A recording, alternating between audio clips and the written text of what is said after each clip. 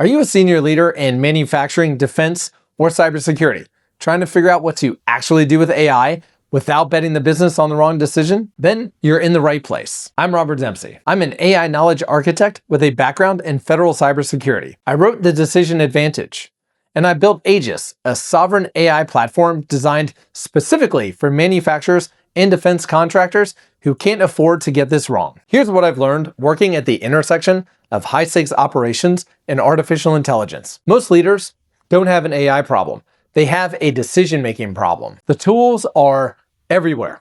The vendors are louder than ever.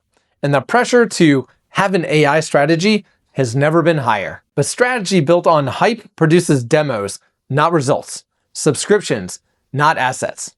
Pilots that impress the board in Q1 and quietly die by Q3. This channel is for leaders who want a different outcome. Every week, I publish one video with a framework, a case study, or a hard truth that helps you cut right through the noise and make AI decisions you can defend to your board, to your team, and to yourself. No hype, no jargon, no 5-year plans. Just clear thinking for leaders building something that lasts. If that's what you're looking for, hit subscribe. Got a new video every Tuesday.